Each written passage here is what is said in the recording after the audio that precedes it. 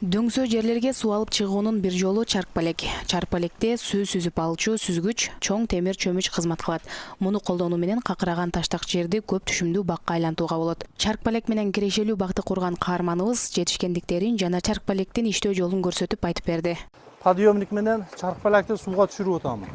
Кереги жокто көтөрүп коёмун, анан каналга суу аркылуу объемдо келет. Көп келгенде бир аз көтөрүп коёмун.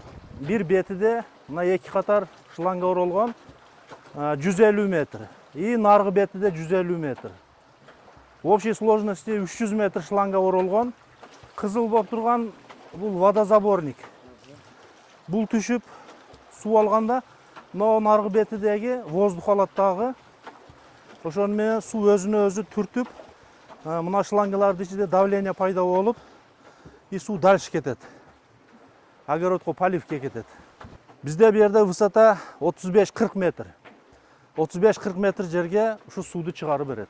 Азизбек Абдуллаевдин үйү Кадамжай шаарынын четинде дөңдүн боорунда орун алган. Бул аймакта жер тартыш болгондуктан ал бош турган какыраган дөң жерди өздөштүрүүнү чечкен. Бул жер 86-жылдан бери өздөштүрөбүз.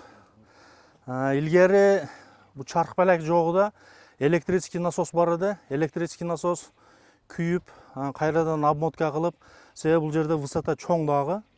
Насоско нагрузка келип, насос тез эле обмоткасы күйүп калат. Кийин анан 2010-жылы ушу чаркпалекти жасатып, анан кийин ушу суу маселесин чечтик да. Суу ушундай принципте чыгат.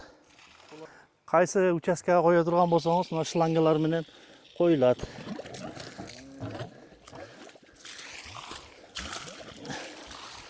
Буну да үч коргондук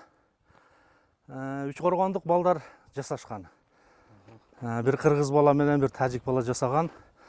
Авторлору ошолор болот. Булар ошолордун кызматы. Анан мен буну барып, Чабай тарапка барганымда көрүп калып, сураштырып, бая балдарды таап мастерлерди. Ушундай суранып, мага да ушундай насос керек, чаркпалек керек, багым ушу каналдын үстүндө жайгашкан десем, анан кийин договор кылып келишип, ушу чаркпалекти кылып беришти. Бул бакчада алма өрүк гиластан тарта, анжир, алмурут, анар, жаңгак, бий алма жүзүмдүн бир нече сортун көрүүгө болот. Түшүмдүүлүккө климатта таасир берет. Аба ырайынын өзгөрүүсүнө байланыштуу дыйкан бир канча багын жоготкон. Бул илгери мындай өрүктөрдү эккен эдик. Анан өрүк уже жылыга погода жакшы, климатический условия таасир эткендиктен жакшы мөө бербей койгондуктан өрүк бакты бузуп, азыр мына гүлас эктик. Бозурайган ушу жаткан какыраган таш эди. Таштак жер эди. Ушуну эми суу чыккандан кийин дарак эктик, малина эктик. Ушу суу бар жерде эле андан кийин адам баласынын колу гүлдегендей жакшынакай огород болуп, бак болуп калды. Акыркы 4-5 жылда түштүк жергебизде чаркпалектин жаңы түрү пайда болду. Ал сууну дөңгөлөктүн ичине кылдат оролгон шлангга топтоп, андан ары түтүккө катуу басым астында берет.